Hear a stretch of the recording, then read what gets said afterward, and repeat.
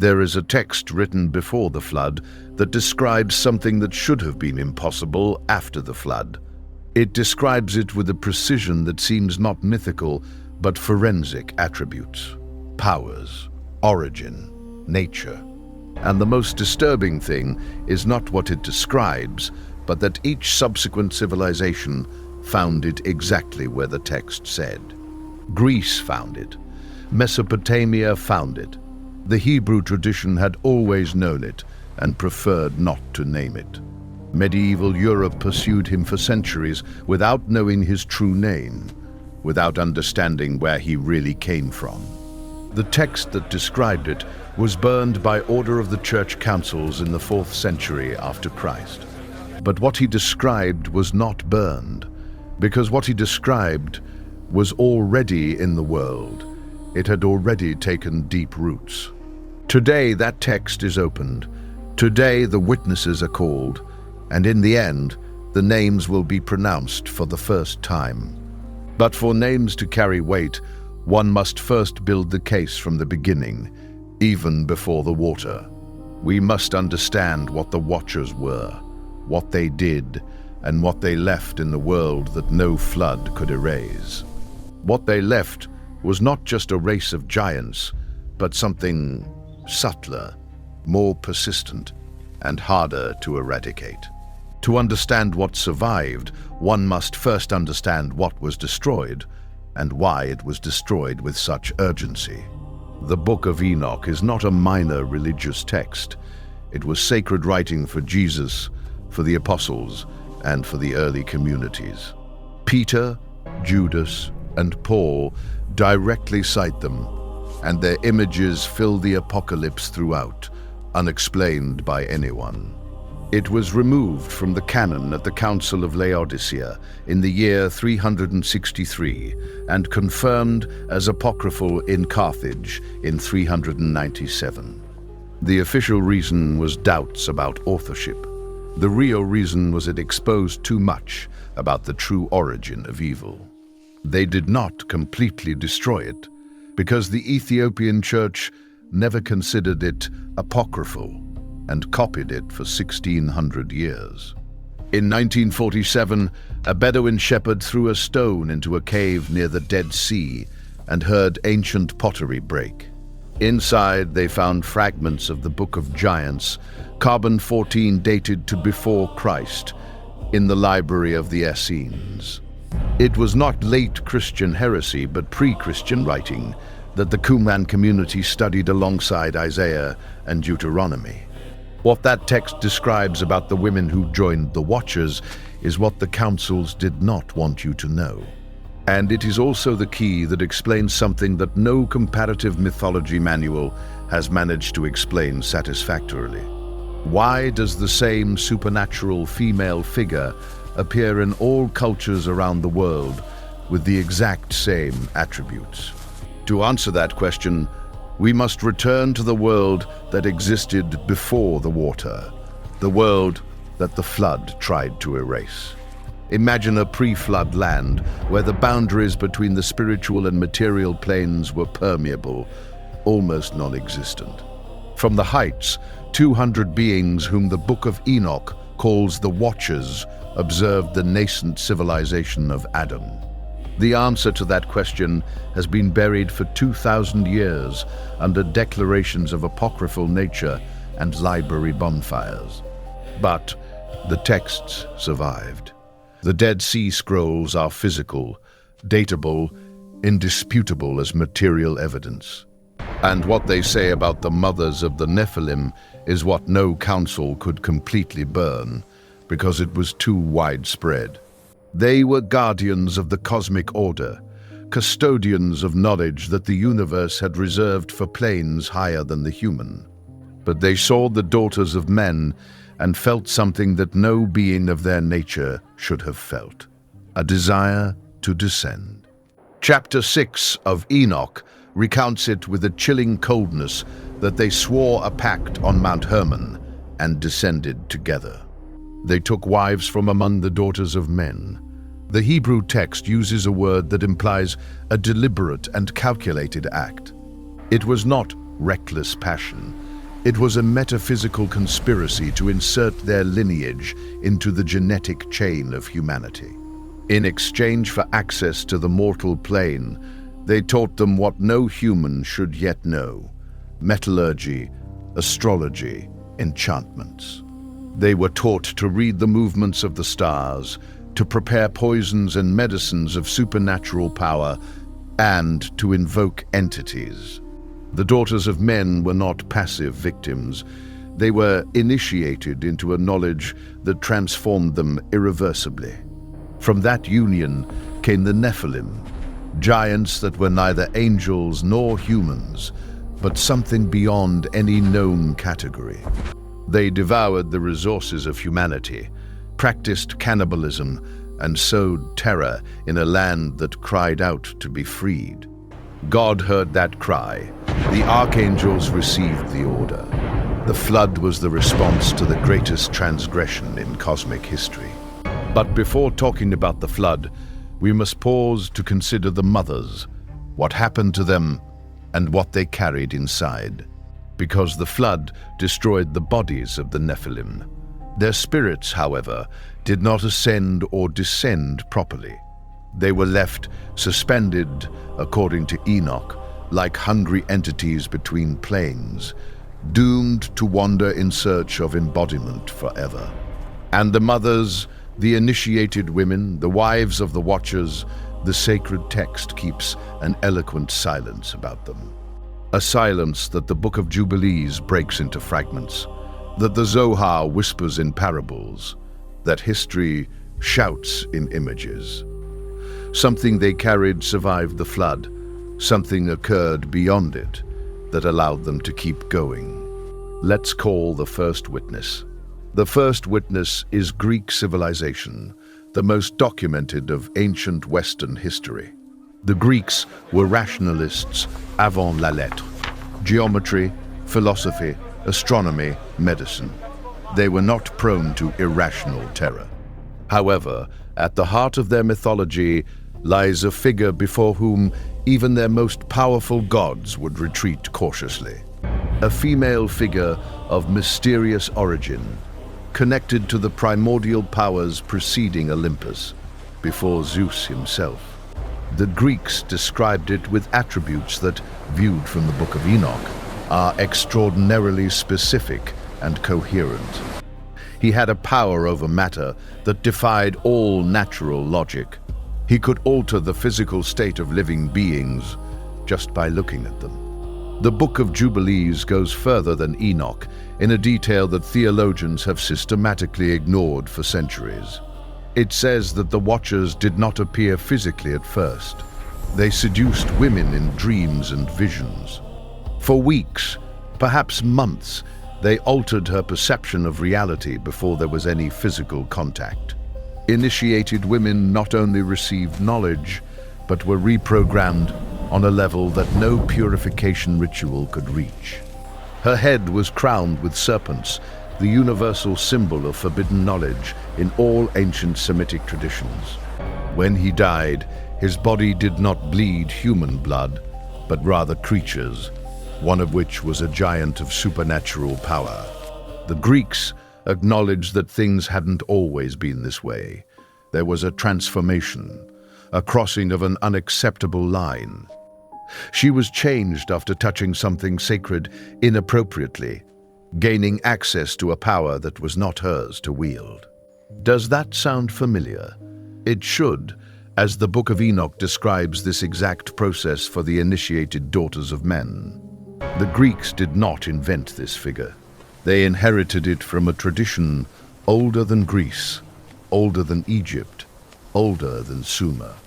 They inherited it from the collective memory of a world that existed before the flood, and transmitted its terrors in the form of myth. But the first witness has not finished, because the Greeks also knew other figures of the same type, of the same dark origin. Female creatures with a supernatural voice that lured men to their destruction with a beauty that reason could not resist. Ulysses had to tie himself to the ship's mast to resist jumping into the sea when he heard them. while his crew used wax in their ears. What kind of power is that? It is not ordinary seduction. It is the power of something that operates on a level that precedes will. The Book of Jubilees describes exactly that mechanism, where the Watchers first seduced women in dreams and visions. Before taking physical form, before carnal contact, they had already altered the perception and will of their chosen ones. The initiated daughters carried in their voice, in their presence, in their gaze, something that was no longer completely human. The first witness rests. What he described exists in the oldest Greek texts, but the second witness goes even further back. The second witness comes from 3,000 years before Greece. The second witness speaks in cuneiform from clay tablets. The Sumerian and Babylonian civilization left records of a supernatural female figure that makes Greek testimony pale in comparison. Not for their drama, but for their antiquity, these tablets are contemporary with the earliest biblical texts, if not earlier. The figure they describe is a nocturnal, feminine entity with power over life and death, especially over newborns. Cuneiform texts explicitly associate her with the Anunnaki, the beings who descended from the sky, those who came from above. In Akkadian, its name includes roots, meaning wind, night, and also signifies origin from another plane of existence. Babylonian priests created rituals like amulets and invocations to shield themselves from her influence. Why did the advanced Babylon civilization invest effort in protecting itself from what should be just superstition? Because the priests of Babylon knew texts that described their true origin, texts that circulated alongside the accounts of Enoch. The scholar Hermann Gunkel documented in 1895 the exact correspondences between the Mesopotamian texts and the Hebrew Genesis. But there is a detail in the Greek testimony that modern scholars have systematically and revealingly ignored. The oldest texts, predating Hesiod, describe these figures not as monsters, but as beings of transition. Beings that had been something before what they were, who retained memory of a previous state closer to the human. That memory of a transformation, of a before and after, is exactly what the Book of Enoch describes for mothers. They are not cultural coincidences. They are parallel memories of the same event, seen from both shores of the antediluvian world. The Babylonian figure has traits in common with the Greek figure that can't be explained by simple cultural contact. Both are feminine. Both have powers that transcend physics. Both are connected to beings that descended from the sky. Both evoke in those who encounter them a blend of irresistible attraction and absolute terror that nothing purely human produces. The second witness has spoken, and what he said matches the first in every important detail. Let's call the third. The third witness is the most uncomfortable of all, because he belongs to the same tradition that produced the Book of Enoch. The Hebrew tradition has known this figure since before the flood. The rabbis commented on it with visible discomfort for centuries. They could not deny it because it was in texts that were too ancient and too revered to be simply dismissed. They couldn't explain it within official theology, since its origin hinted at something the canon had suppressed. The Talmud mentions her. The Zohar dedicates entire pages to her. Kabbalistic tradition turned her into one of its central themes. These sources claim she existed before Eve, refused to submit, and escaped to the primordial chaos. She joined the fallen, birthed creatures that shouldn't exist, and became the mother of an unrecognized lineage. The Zohar explicitly connects it with the Nephilim through the concept of mixed souls, entities that are neither human nor angelic. And here is the detail that the rabbis could never resolve. their deep connection with the lineage of the mothers of the flood. Because the figure described by Hebrew tradition shares the same fundamental attributes with the Greek and Babylonian figures. Night power, connection with the fallen, border nature between worlds, ability to engender what has no category. The most respected rabbis acknowledged that Enoch clarified aspects of this figure that Genesis does not explain. Enoch was removed from the canon precisely because he explained too well where this figure came from and what her existence meant. The third witness has testified, and their statement is the most revealing as it comes from within the very tradition that accused. But the Babylonian testimony contains an additional element that the Greek does not have, and which is extraordinarily specific. The priests of Babylon described the method by which this figure transmitted its nature to subsequent generations. It wasn't typical biological inheritance. It activated under specific conditions and could stay dormant for generations. The Book of Jubilees describes exactly that mechanism of latent transmission. The Babylonians had documented it first. There is one final witness, the latest, who left only ashes and speaks from the silence of medieval bonfires. The fourth witness does not speak in Greek, cuneiform, or Hebrew. The fourth witness speaks in the language of fire. From the 15th to 17th centuries, Europe executed 40 to 60,000 people accused of witchcraft. Most of them were women, and what they were accused of possessing was not a learned skill, but something they carried within. The Malleus Maleficarum, a 1487 witch-hunting manual, details what inquisitors sought in a disturbing manner. They sought women with supernatural knowledge of plants and stars, women who spoke with entities invisible to others, women who possessed a power over life and death that no human education could explain or confer to anyone. The inquisitors weren't sure what to seek, but they knew it upon discovery, labeling it a pact with the devil. Without the Book of Enoch, the antediluvian context, or the Nephilim mother's story, that was all they could express. But the Book of Enoch, which Ethiopian monks copied by candlelight while Europe burned its guardians, makes it clear. The daughters initiated by the Watchers received a knowledge that is transmitted, that persists, that does not die with the water. The Book of Jubilees is explicit that this knowledge was preserved and passed to the other side of the flood through the sons of Noah. Ancient rabbinical traditions suggest something from a tainted lineage entered the ark without Noah's full awareness. This explains the immediate reappearance of giants in Canaan after the flood, entire tribes of beings of supernatural stature. This explains the Mosaic laws against witchcraft, so absolute, so devoid of nuances, as if they were fighting something specific. This clarifies that the order to exterminate certain Canaan tribes was about containing a lineage, not ethnic cleansing. And this explains why, in medieval Europe, 1,000 years later, inquisitors were still finding women with that ancient knowledge. They hadn't learned it.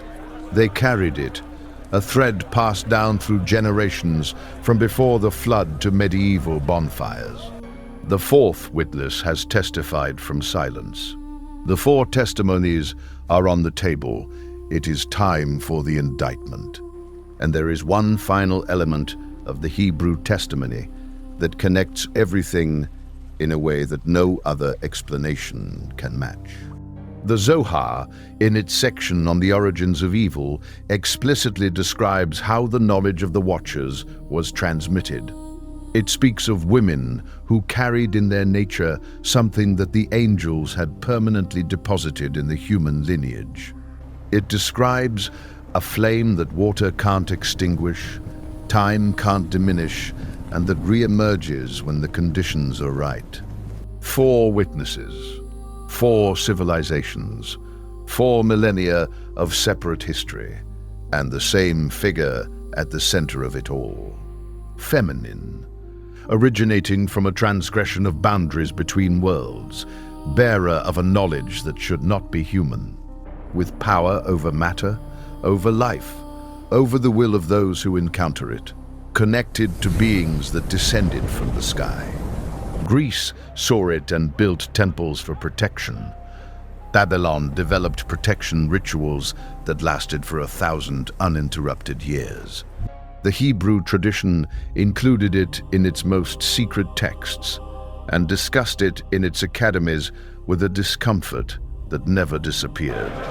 Medieval Europe sought to eradicate it for 3 centuries, executing tens of thousands of women in the process. Why such urgency? Why so much fear? Why this systematic and global effort to suppress something that should be just a myth? Because it was not a myth. The Book of Enoch, which the councils burned and the Ethiopian monks preserved, makes it absolutely clear. The mothers of the Nephilim were transformed. The knowledge they received did not disappear with their bodies in the flood. It survived in its descendants, diluted but powerful, passed from mother to daughter through generations that history did not record. And those descendants were found by every civilization that had eyes wide enough open to recognize them when they appeared. Each civilization called them by a different name, because none had the original text that named them correctly. None except for the tradition that preserved the Book of Enoch. None except for those who also read the Book of the Giants. It is time to pronounce those names. It is time to connect the 4 testimonies with the text that explains them all. Because the names that Greece used, that Babylon used, that the Hebrew tradition knew, that Europe feared, all point to the same origin. The figure that the Greeks described with snakes on her head, who turned anyone who looked directly at her into stone. The priestess transformed after crossing the border between the sacred and the forbidden, between the human and the divine.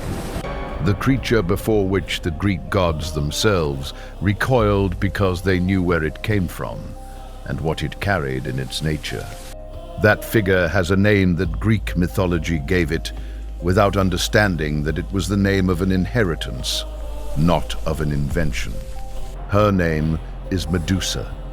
The Book of Enoch describes exactly that process of a woman initiated, transformed, no longer completely human. The creatures that the Greeks knew with an irresistible voice, which dragged men to death from the water. Those that operated on the will before reason could intervene, exactly as the Watchers operated on the mothers. But the 4th witness has an element that the other 3 do not have. It has dates, it has names, it has court records. The files of the Spanish and Italian Inquisition document with bureaucratic precision what was found in each case.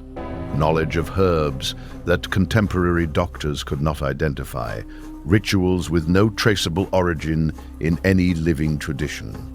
As if that knowledge had not been learned in this life, but remembered from some deeper and older place. Those figures have names that mythology referred to in different ways, but the text of Enoch groups them into a single category. They are called sirens. Their power over will is the exact echo of the power with which the Watchers seduced the mothers. The figure that Hebrew tradition knew of even before the flood, which the rabbis commented on with discomfort for centuries. The Zohar links to the Nephilim, birthing creatures with the fallen, a mystery the official canon could never clarify. That figure has a Hebrew name that appears in texts as ancient as Genesis itself, although Genesis chose not to include it. Her name is Lilith. The Zohar clearly states she embodies mixed souls, a lineage that crossed the forbidden boundary, and the women that medieval Europe pursued for centuries, whom the inquisitors could not name but recognized upon finding them. the bearers of knowledge about stars and plants that cannot be conferred through human education, who spoke with invisible entities. The heirs of the curriculum that the Watchers taught on Mount Hermon in exchange for access to the human lineage. They were called witches, and what the Inquisitors pursued was the last echo of the knowledge that the Watchers had sown. Medusa, sirens, Lilith, witches, 4 names that 4 civilizations gave to the same heritage without having the original text. The text was there from the beginning. It was burned precisely because it explained everything with too much precision and clarity. The Book of Enoch described them before Greece existed, before the height of Babylon, before the medieval bonfires. He called them the unavoidable legacy of the Watcher's transgression, a feminine legacy that water could never cleanse. And now that you have the text and the names, the world you thought you knew has a crack through which a different light enters. Because if this lineage is real, if these figures are documented heritage and not invention, the battle they describe is not over. The same Watchers who descended to Mount Hermon operate today with different tools, but with the same old manual. The promise of knowledge that transcends human limits, of power beyond what is permitted. The text has not changed. Only the names on the cover have changed, and those who know the original recognize the trap, even if it comes wrapped in technology. If this truth ignited something you didn't know was turned off, subscribe to keep unearthing what they prefer you don't find. 4 witnesses, 4 independent descriptions, and a single text that anticipates them all with a precision that allows for no chance. The Book of Enoch described the origin. The Book of Jubilees described the mechanism of transmission. The Zohar described persistence. And the files of 4 civilizations documented, unknowingly, the outcome of that origin, that mechanism, that persistence. Now we just need to say the names that the original text always knew, and that the world could never fully forget.